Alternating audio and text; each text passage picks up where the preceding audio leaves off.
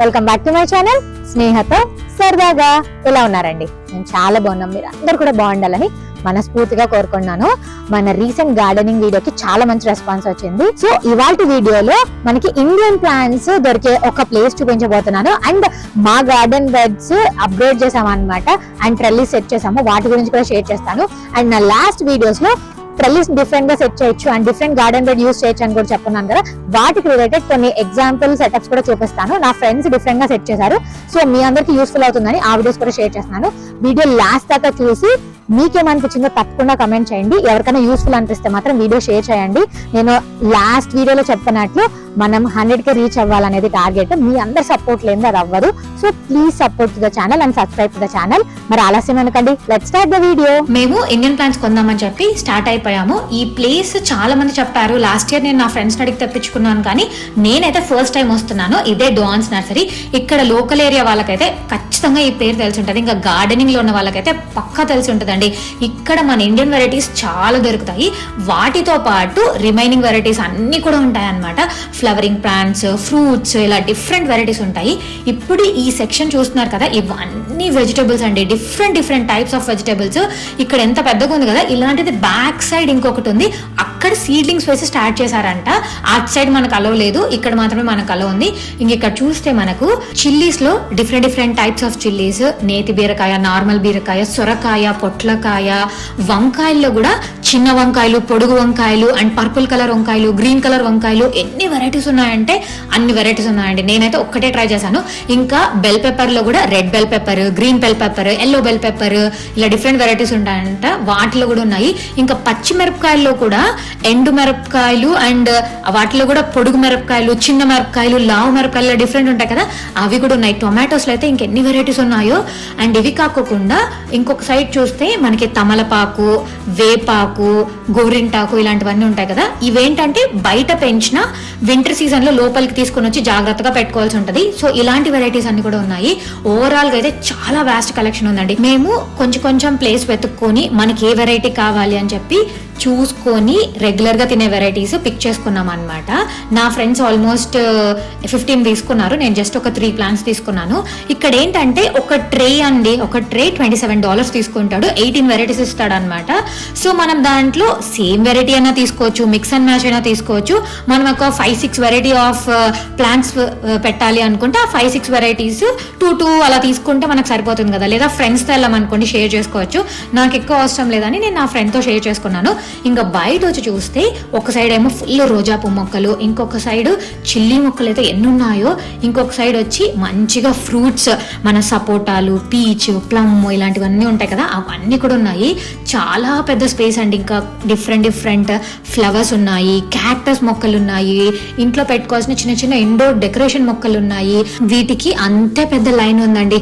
మేము వెళ్ళినప్పుడు ఎంత పెద్ద లైన్ ఉన్నిందో, మేము వచ్చేటప్పుడు కూడా అంతే ఉన్నింది. ఇంకా ఆల్మోస్ట్ స్టోర్ క్లోజింగ్ టైం అనమాట. వాళ్ళు ఫాస్ట్ గా బిల్లింగ్ ఫినిష్ చేస్తూ ఉన్నారు. ఇంకా మా ఫ్రెండ్స్ కి కూడా కొన్ని కావాల్సి ఉంటే అప్పటికప్పుడు వాళ్ళకి కావాల్సినవి తీసేసుకొని ఫైనల్ గా బిల్డింగ్ లైన్ నుంచి బయటకు వచ్చేసాము. పదండి ఇప్పుడు మన గార్డెన్ లో ఏమేమి ఉన్నాయో చూద్దాము. కొన్ని మొక్కలు లాస్ట్ ఇయర్ విత్తనాలు పడి అలా ఉంటాయి కదా, అలా వచ్చేసాయి అనమాట. ఈ 2 సొరకాయల మొక్కలు మాత్రం నేను ఇంట్లో జర్మినేట్ చేసి అక్కడికి వెళ్ళి ప్లాంట్ చేశాను. స్లోగా గ్రో అవుతోంది. ఇంకొక సైడ్ కొత్త బెడ్ వేద్దాం అనుకున్నాము. సో ఆ బెడ్ కి కావాల్సినట్టు మా చింటూ అన్ని సెట్ చేశాడు. కార్నర్స్ చూసారా, ఆ ముందు బెడ్ కి ఈ బెడ్ కి డిఫరెన్స్ అర్థమైందా? అక్కడ స్టోన్స్ అవన్నీ పక్కకి వెళ్ళిపోయాయి కదా, అలా వెళ్ళిపోకుండా అలా చిన్న సైజ్ స్టిక్స్ తీసుకొని వచ్చి మధ్యలో ఫిక్స్ చేసేసాడు అనమాట. సో ఇప్పుడు ఆ స్టోన్స్ ఇటు అటు మూవ్ అవ్వకుండా ఉంటుంది అన్నాడు. లాస్ట్ టైం ఏం చేసామంటే ఓన్లీ కింద కార్డ్బోర్డ్ వేసేసి ఇది వేసామన్నమాట, మట్టి. ఈసారి మాత్రం కార్డ్బోర్డ్ వేసి దానిపైన ఈ బ్లాక్ వీట్ షీట్ ఉంటుంది కదా, అది కూడా వేసేసి దానిపైన టాప్ సాయిల్ డిఫరెంట్ బ్రాండ్ తీసుకొని వచ్చి వేసేసాడు అనమాట. మధ్యలో మా పీచ్ చెట్టు చూసారా ఎంత అందంగా ఉందో, అదొకసారి చూపిద్దామని చెప్పి ఆ షార్ట్ తీసాను.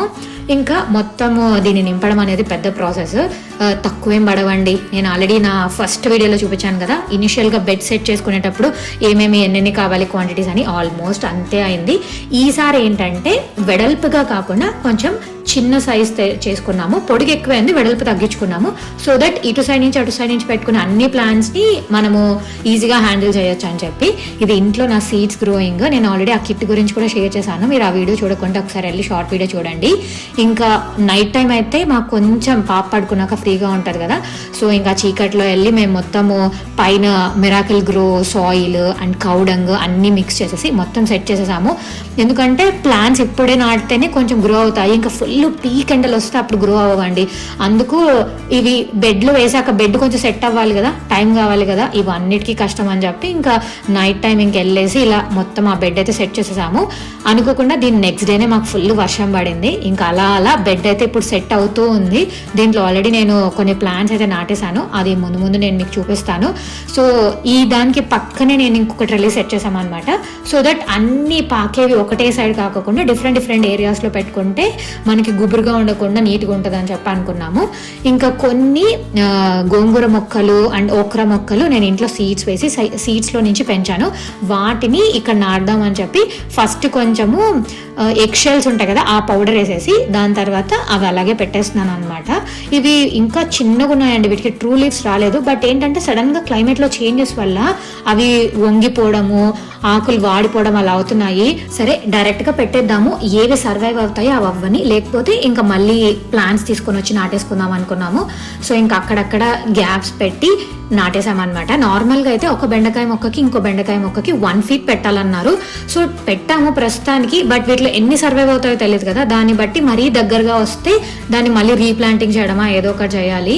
మేము ఇవి చేస్తుంటే మా అమ్మాయి కూడా మాకు హెల్ప్ చేయడము, ఆ చిన్న పాట్స్ తీసుకొచ్చి ఇవ్వడము అలా చేస్తూ ఉన్నది అనమాట. సో ఫైనల్గా అయితే అన్ని పెట్టేశాము. ఇవి ఎలా గ్రో అవుతున్నాయి ఏంటి అని చెప్పి నేను నా నెక్స్ట్ వీడియోస్లో కూడా షేర్ చేస్తాను. ఇది నెక్స్ట్ డే అనమాట. బెడ్ ఆల్మోస్ట్ వాటరింగ్ అంతా చేసేసి ఇలా సెట్ అయిపోయింది. చూసారా పక్కన ఆ ట్రెల్లిస్ ఉంది కదా, ఈ ట్రెల్లిస్ని చూసారా మేము కింద వరకు పెట్టకుండా కొంచెం పైకి లిఫ్ట్ చేసాము.